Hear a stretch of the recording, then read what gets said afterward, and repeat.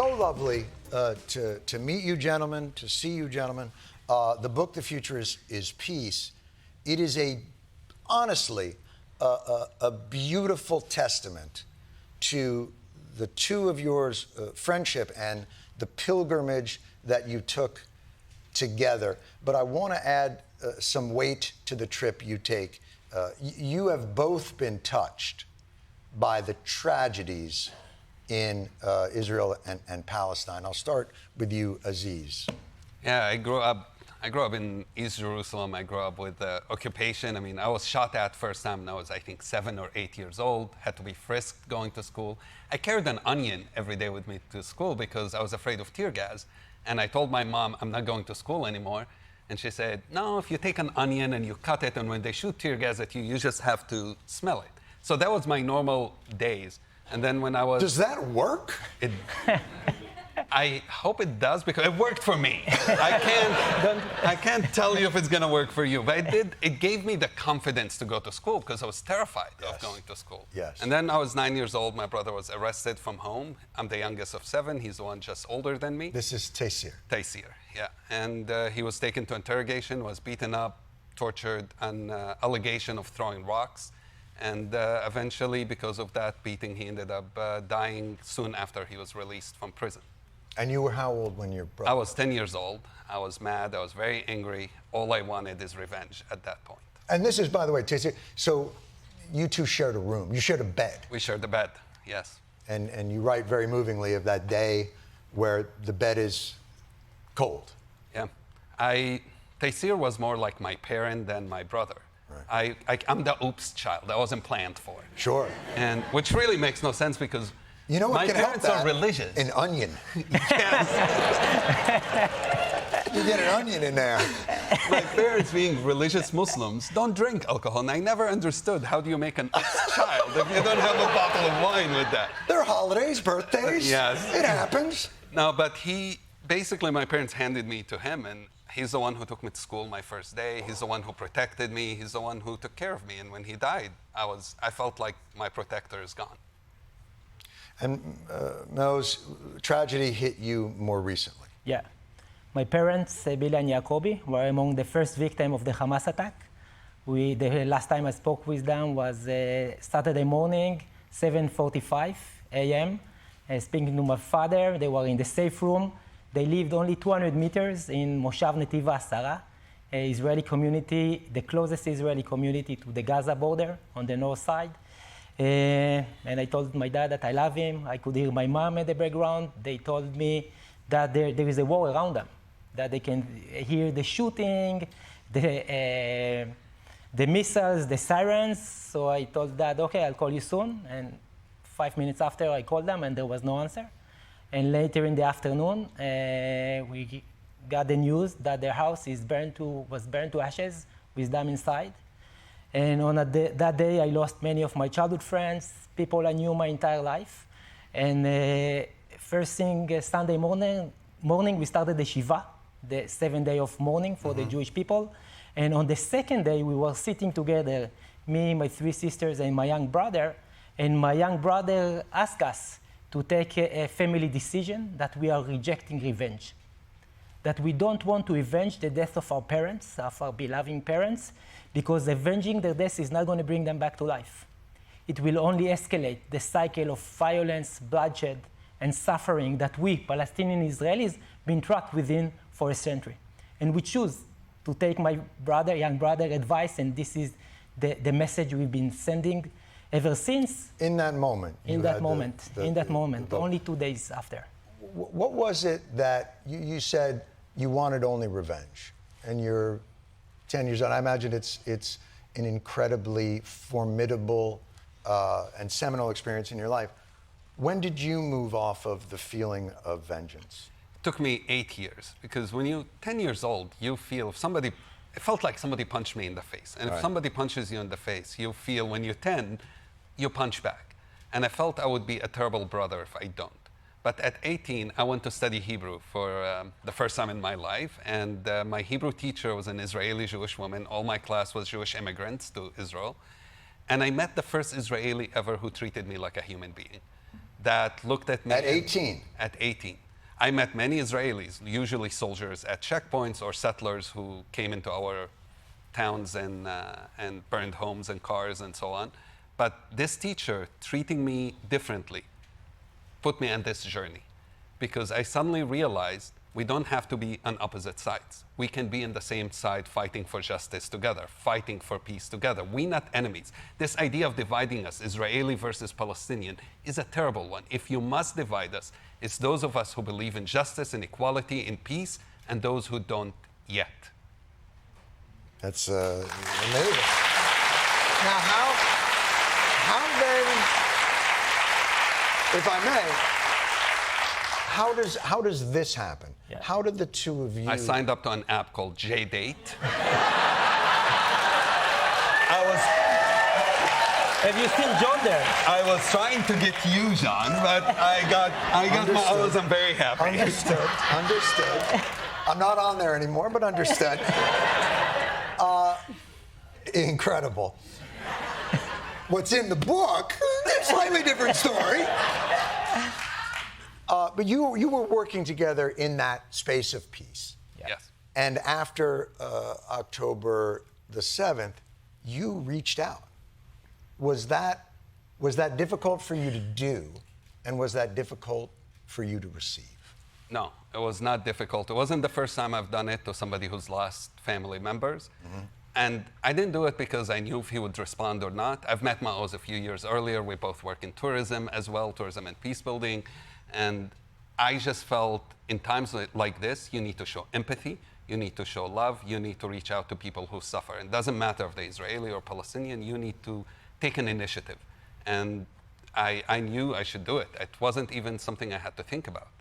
Yeah, and it was only 3 days after I lost my parents. And the night before, I had a vision. Mm-hmm. As I was crying in bed at night, my entire body was in pain. And through my tears, I could see the entire humanity crying with me. We were all crying, and our tears went down our bodies, and our bodies were wounded from the war. They were crushed, they were burned. And as our tears were washing our bodies, our tears healed us, cured us. And then our tears started going down to the earth. Mm-hmm. And the earth was soaked with blood. You could not see sand, grass, flowers, it was all blooded. And then our tears started purifying the land. And the land became shining and brilliant. And then in my vision, I could see a path. I could see the path of peace and reconciliation. Mm. And I made a decision that in order to heal myself, to save myself from drowning in an ocean of sorrow and pain, I must choose this path. And a few hours after, I received this message, Aziz offering his condolences. And it was like a hand reaching out, saving me from falling into the abyss. And since then, in the last 2.5 years, working together, co-authoring The Future is Peace, I can now say that yes, I lost my parents, family, childhood friends, people I knew my entire life, but I won Aziz. I won Aziz as a brother. Thank you.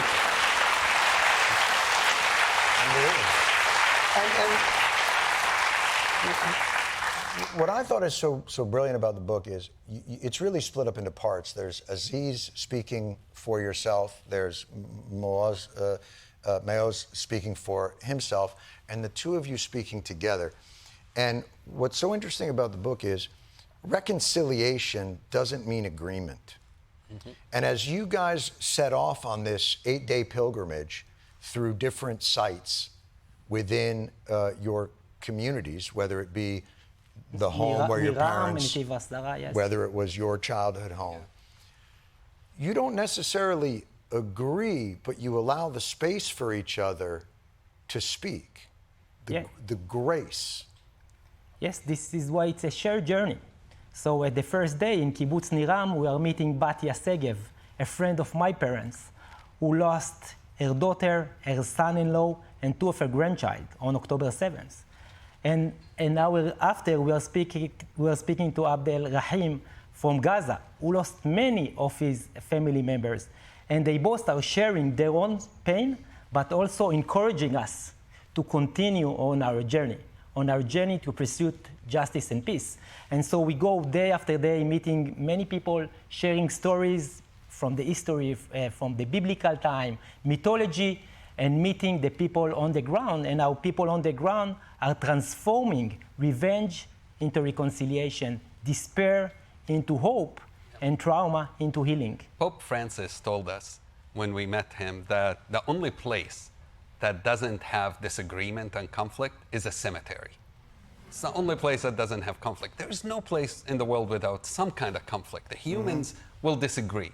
It's about how we deal with that conflict. And what we decided to do, we said we're going to talk to each other, keep at it, even when we disagree, even when we don't see eye to eye, until we solve our disagreement or figure out a way to live with that disagreement. And how do you, when you get into those moments of, well, in 1948, the Nakba, you know, they were, well, you left the land on your own volition. No, they were chased out. They were murdered. What do you do in those moments where two histories collide with narratives that don't in any way align?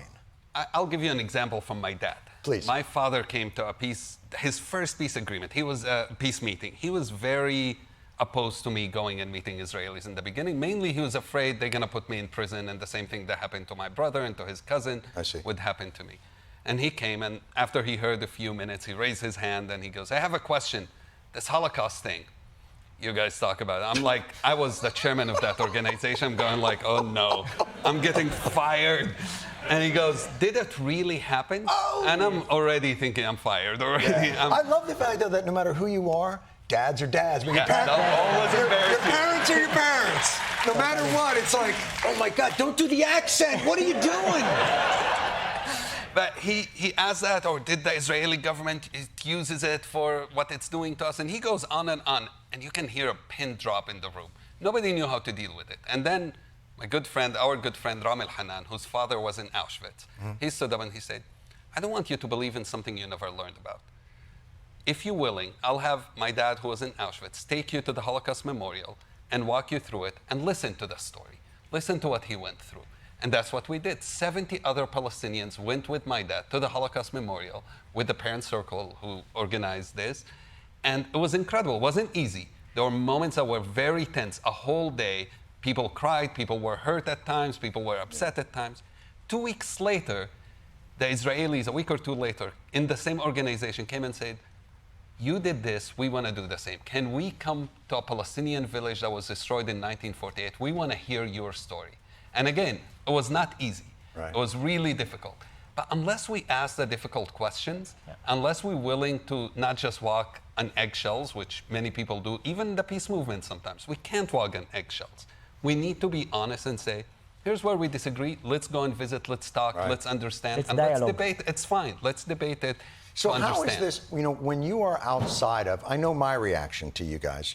All I want to do is hug you and talk about this beautiful book and how wonderful it is. And Pope Francis is coming by and going like, hey, let me tell you something, friend. Like, you know, you're being received in a really heroic way. I think people are appreciating your courage and certainly your humanity and grace.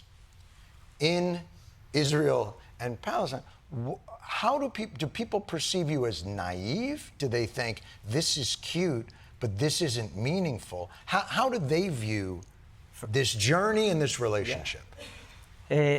So we are feeling supported, appreciated than ever in our life before. And when we met Pope Francis just after the event at the Arena de Pacha in Verona, an amazing out-of-body experience meeting the Pope. I had to stop him from converting. Almost. It almost was like, I'm going Catholic. Yeah. And then once you're circumcised, there's no going back. But the toothpaste is out of the tube, unfortunately. And the moment it ended, my aunts, my father's sister, called me, sharing that they were crying in front of the TV, watching us embracing with Pope Francis. And at the end of the month, April 30th, we're going to do a peace summit in Tel Aviv, where thousands, maybe even more, Israelis and Palestinians will gather together, will prove that dialogue is already happening, that reconciliation is a grassroots process that we start investing within, and that the future is, of course, peace. I think we get legitimacy from these meetings. Us being here gives us legitimacy. Us Here? meeting- Yes. You have no idea how popular. I'm just going to very quickly. How small is this movement? Few millions.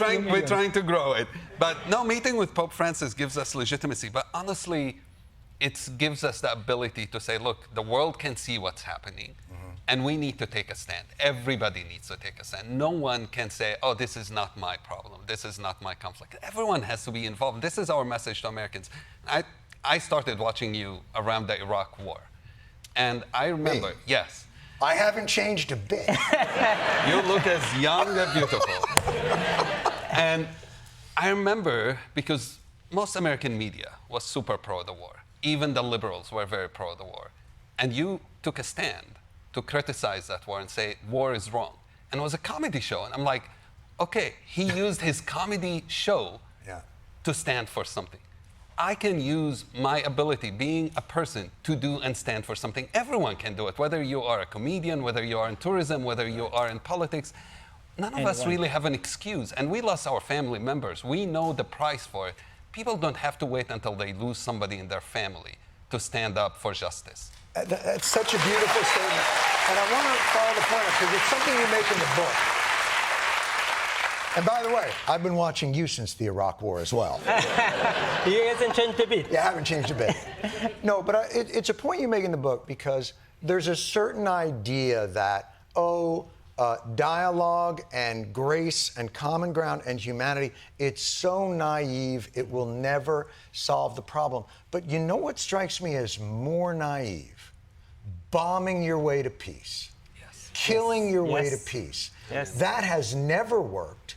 It will not work now. It will not create any kind of solution. Without what you two are doing, everything else is meaningless. Everything else is violence. And so I would say, I would challenge those at war and say, that's naive. Exactly.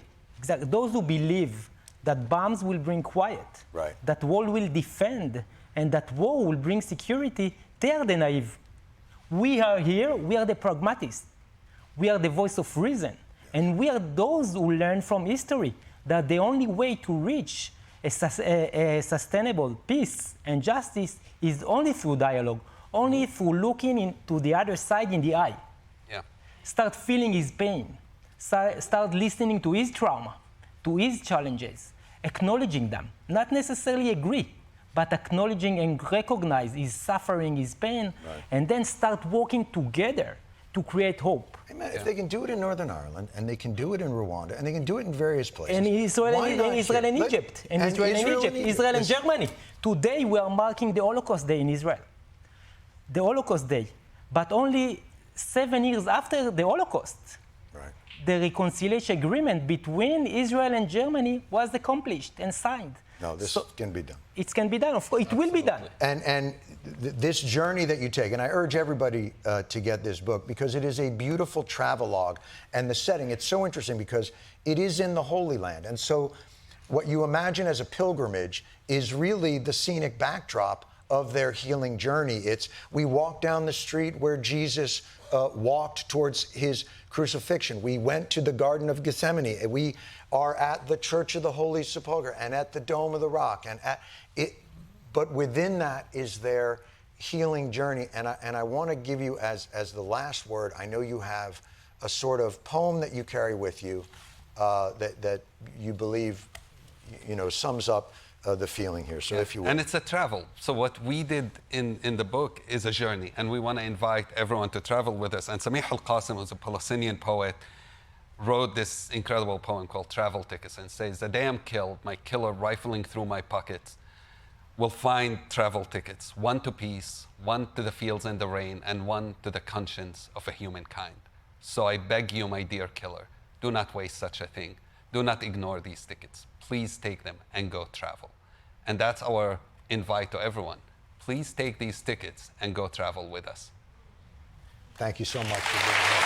The future is peace. Aziz Abu Shara, Maoz Inon.